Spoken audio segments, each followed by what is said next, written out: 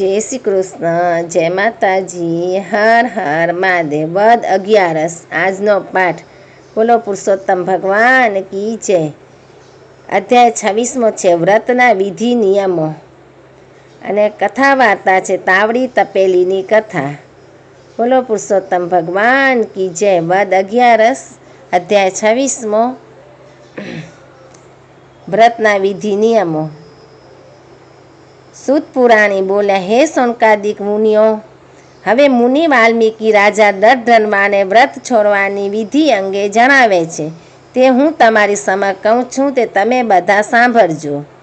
વ્રત કરનારે આખો પુરુષોત્તમ માસ દરમિયાન એકટાણું કરવું, તેણે બ્રાહ્મણોને જમાડીને નિયમ છોડવો, જેણે વિના માંગે ભાણામાં જે પીસાય તે જમવા નિયમ લીધો હોય તેને સોનાનું દાન કરીને નિયમ છોડવો.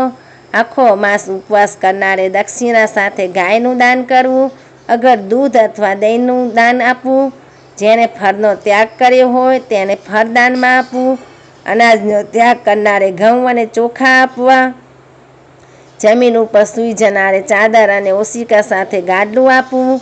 ઝાડના પાંદડા ખાઈ રહેનારે ઘી સાકરવાળા ભોજન કરાવવા. મૌન ધારણ કરનારે ઘંટી અને તલનું દાન કરવું. જે વ્રતધારીએ નખ અને વાર વધાર્યા હોય તેમને દર્પણ આપવું. જોડા ન પહેરનારે જોડાનું દાન કરવું. મીઠાનો ત્યાગ કરનારે સાકર દાનમાં આપવી. દરરોજ ઘીનો દીવો તૈયાર કરનારે તાંબાના વાસણમાં પિત્તળની દીવી મૂકી 40 ભાર સોનાનું દાન કરવું. એકાંતરે ઉપવાસ કરનારે 8 કરશોનું દાન કરવું. આ બધા કરશો વસ્ત્ર સહિત તથા સોનાયુક્ત હોવા જોઈએ. અંતે 30 લાડુ, છત્રી, બળદ તથા પગરખાનું દાન કરવું. આ માસમાં એક જ જાતનું ભોજન લેનારને મોક્ષ મળે છે. એક જ વખત ભોજન લેનાર રાજા બને છે. અરદ ન લેનાર નિષ્પાપ બની વૈકુંઠ લોકમાં જાય છે. શુક્લ પક્ષ તથા કૃષ્ણ પક્ષની 10મ, 11, 12 ઉપવાસ કરનાર દેવલોકમાં જાય છે. તે વૈકુંઠ ધામ પામે છે. આ માસમાં બ્રાહ્મણે પોતાને ઘેર ધાણી પીલાવી નહીં. આ દોષને લીધે તે ચાંડાળોનીમાં જાય છે ને કોઢના રોગથી પીરાય છે. ઉપરાંત શુદ્ર જાતિના મનુષ્યએ દર્ભો ઉખેરવા નહીં. કપિલ ગાયનું દૂધ પીવું નહીં. ખાખરાની પત્રાવલીમાં જમવું નહીં. પ્રણામ ઓમ મંત્રનો ઉચ્ચાર કરવો નહીં. પૂરા દોષ ખાવો નહીં. જનોઈ પહેરવી નહીં. વૈદિક ક્રિયા કરવી નહીં આદિ નિષેધ કરેલ છે. આનાથી વિરુદ્ધ જનાર નર્કમાં પડે છે. આ નિયમો પ્રમાણે વ્રત કરનાર પરમપદ પામે છે. શ્રી બૃહદ નારદીય પુરાણના પુરુષોત્તમ મહાત્મ્યના વ્રત છોડવાના વિધિ નિયમો નામનો 26મો અધ્યાય સંપૂર્ણ. હવે આપણે પુરુષોત્તમ માસની પાવન કથા વાર્તા સાંભળશું. હર હર મહાદેવ. બોલો પુરુષોત્તમ ભગવાન કી જય.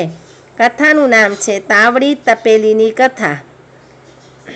એક નગરી હતી. તેમાં બ્રાહ્મણ બ્રાહ્મણી પોતાના 2 નાના દીકરાઓ સાથે રહેતા હતા. 4 દીકરીઓ હતી, જે મોટી હોવાથી ચારેયને પરણાવીને સાસરે વરાવી દીધી હતી. બ્રાહ્મણ બ્રાહ્મણી બંને ધર્મિષ્ઠ અને સંતોષી હતા.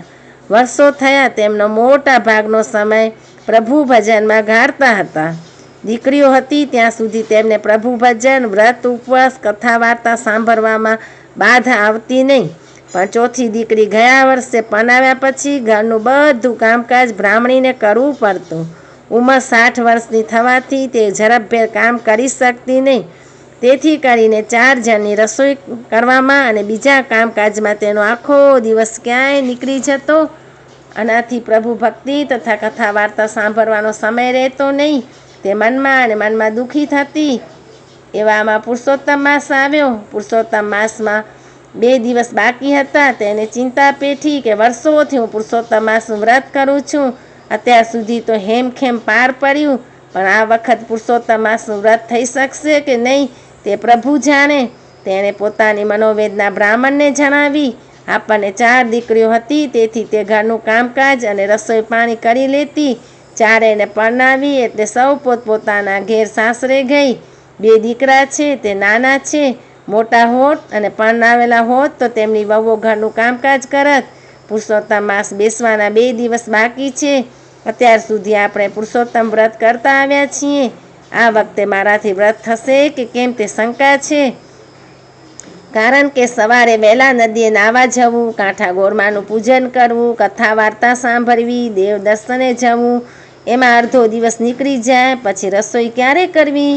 બ્રાહ્મણ કહે, તારી વાત સાચી છે. મારા પુરુષોત્તમ ભગવાન દયાળુ છે. તું અને હું બંને ખરા અંતરથી તેમની પ્રાર્થના કરીએ, જેથી તેઓ આના માટે કંઈક રસ્તો કાઢશે. તે સાંજે બ્રાહ્મણ બ્રાહ્મણીને પૂજા સ્થાનમાં બેસી ભગવાન પુરુષોત્તમને અનેક આજીજી અને વિનંતીઓ કરી. ભક્ત જો શુદ્ધ હૃદય પ્રાર્થના કરે તો ભગવાન અવશ્ય સાંભળે છે. બ્રાહ્મણ બ્રાહ્મણીની પ્રાર્થના પ્રભુએ સાંભળી. રાતના છેલ્લા પહોરે બ્રાહ્મણીને પ્રભુએ દર્શન દીધા. બ્રાહ્મણ કે, તારી વાત તો સાચી છે. મારા પુરુષોત્તમ ભગવાન દયાળુ છે. તું અને હું બંને ખરા અંતરથી તેમની પ્રાર્થના કરીએ, જેથી તેઓ આના માટે કંઈક રસ્તો કાઢશે. તે જ સાંજે બ્રાહ્મણ બ્રાહ્મણીએ પૂજા સ્થાનમાં બેસી ભગવાન પુરુષોત્તમને અનેક આજીજી અને વિનંતીઓ કરી. ભક્ત જો શુદ્ધ હૃદય પ્રાર્થના કરે તો ભગવાન અવશ્ય સાંભળે છે. બ્રાહ્મણ બ્રાહ્મણીની પ્રાર્થના પ્રભુએ સાંભળી. રાતના છેલ્લા પહોરે બ્રાહ્મણીને પ્રભુએ દર્શન દીધા અને કહ્યું, તમે બંને ધર્મિષ્ઠ છો, ભક્તિવાળા છો. તમારી અટૂટ શ્રદ્ધા જોઈને હું પ્રસન્ન થયો છું. તું રાંધવાની કરાકૂટમાં મારું સ્મરણ નથી કરી શકતી, તેથી મારું અંતર દુભાય છે. માટે હું તને દેવતાએ તાવડી અને તપેલી આપું છું, જે સવારે તને રસોડામાંથી મળી જશે. આ વસ્તુ ચમત્કારિક છે. તાવડીમાં તું તવેથો ફેરવીશ એટલે ઉના રોટલા મળશે, અને તપેલીમાં કરછી ફેરવીશ એટલે તું માંગે તે શાક કે મેવા મીઠાઈ મળશે. પણ આ વાત તારે તારા પતિ સિવાય કોઈને કરવી નહીં. આટલું કહી પ્રભુ અંતર ધ્યાન થઈ ગયા. પછી બ્રાહ્મણીની આંખ તરત ખુલી ગઈ. તેણે બ્રાહ્મણને જગાડીને સપનાની અને પ્રભુ દર્શનની વાત કરી. બંને પછીની રાત પ્રભુ ભજનમાં ગાળી. સવાર થતાં બ્રાહ્મણ બ્રાહ્મણી રસોડામાં ગયા. ત્યાં રૂપાની તાવડી અને સોનાની તપેલી જોઈ બંનેની આંખમાં હર્ષના આંસુ આવી ગયા. બંને રાજીના રેર થઈ ગયા. બંને પ્રભુના ગુણગાન ગાવા લાગ્યા. રસોઈનો સમય થતાં બ્રાહ્મણીએ તાવડીમાં તવેથો ફેરવ્યો એટલે તરત ઉના રોટલા ઉતરવા માંડ્યા.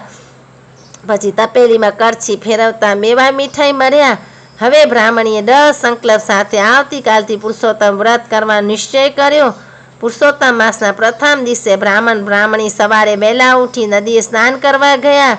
કાંઠા ગોરમાનું પૂજન કર્યું. પુરુષોત્તમ માસની કથા વાર્તા સાંભળી.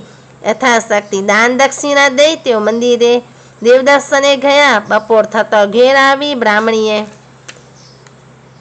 તાવડીમાં તવેથો ફેરવ્યો એટલે ગરમા ગરમ રોટલા ઉતર્યા, અને તપેલીમાં કરછી ફેરવી એટલે તેમાંથી મિષ્ટાન મળ્યા. બ્રાહ્મણ બ્રાહ્મણી અને તેમના 2 દીકરાઓ સાથે મળીને ખાધું.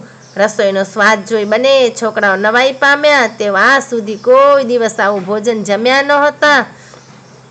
આમ કરતા 2-4 દિવસ ગયા. બ્રાહ્મણી ખુશ છે. માથેથી ચૂલો ગયો. એ સવારથી સાંજ સુધી ભક્તિ કરવા લાગી. છોકરાઓ વિચાર કરે છે કે માં રાંધે છે ક્યારે?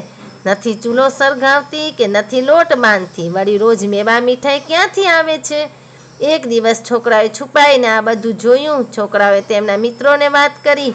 તેમના મિત્રોએ ઘેર જઈ પોતાના માતા પિતાને વાત કરી. બસ 2 દિવસમાં તો આખું ગામ તાવડી તપેલીની વાત જાણી ગયું. આ વાત રાજા રાણીને કાને ગઈ. રાણીએ બ્રાહ્મણને ત્યાંથી તાવડી અને તપેલી મંગાવવા રાજાને દબાણ કર્યું. રાજાએ પ્રધાનને 100 સોના મરો લઈને બ્રાહ્મણને ત્યાંથી તાવડી અને તપેલી લાવવા મોકલ્યો. પ્રધાને ત્યાં જઈ બ્રાહ્મણને વાત કરી. બ્રાહ્મણે તાવડી અને તપેલી આપવા ના પાડી. રાજાને આની જાણ થતાં થોડા સિપાહીઓ સાથે સેનાપતિને મોકલ્યો. બ્રાહ્મણે તેને પણ ના પાડી. એટલે સેનાપતિએ રસોડામાં જઈ બળજબરીથી તાવડી અને તપેલી લઈ જવા પ્રયત્ન કર્યો. તેણે પ્રથમ તાવડી લેવા હાથ લંબાવ્યો કે તેના આંગળા તાવડી સાથે ચોંટી ગયા અને પગ જમીન સાથે ચોંટી ગયા. આ ખબર સિપાહીઓએ દોડતા જઈ રાજાને કરી. રાજા ક્રોધથી ધુઆં ફુઆ થતો આવ્યો અને તેણે તપેલી લેવા હાથ લંબાવ્યો કે તેના આંગળા તપેલી સાથે ચોંટી ગયા અને પગ જમીન સાથે. આ વાત આખા ગામમાં ફેલાઈ ગઈ. લોકોના ટોળે બ્રાહ્મણને ત્યાં જોવા ગયા. રાણીને આની જાણ થતાં તે બ્રાહ્મણને ઘેર આવી. રાણી સમજી ગઈ કે ભગવાન કોપ્યા છે. એને બ્રાહ્મણ બ્રાહ્મણીને હાથ જોડી માફી માંગી. તત્કાળ આકાશવાણી થઈ, હે રાજા, તું તારો ધર્મ ચૂક્યો છે. પ્રજાનું પાલન કરવાને બદલે લૂંટવા તૈયાર થયો. જો તારે મુક્ત થવું હોય તો બ્રાહ્મણ બ્રાહ્મણીને 1000 સોના મરો આપ. રાજાએ મનોમન 1000 સોનામોરો આપવાનો સંકલ્પ કર્યો કે તેના હાથ તપેલીથી અને પગ જમીનથી છૂટા થયા. સેનાપતિના પણ હાથ પગ છૂટા થઈ ગયા. રાજાએ તરત ખજાનામાંથી 1000 સોનામોરો મંગાવીને બ્રાહ્મણીને આપી અને માફી માંગી રાણી સાથે પોતાના મહેલમાં ગયો. પુરુષોત્તમને ભજે જે પ્રેમથી તેના કષ્ટ દૂર થાય, પ્રારબ્ધ આદે ખસે પાંદરું, ભાગ્ય ભરપૂર થાય. તો આ છે પુરુષોત્તમ માસનો મહિમા અને કથા વાર્તા. બોલો પુરુષોત્તમ ભગવાન કી જય. હર હર મહાદેવ.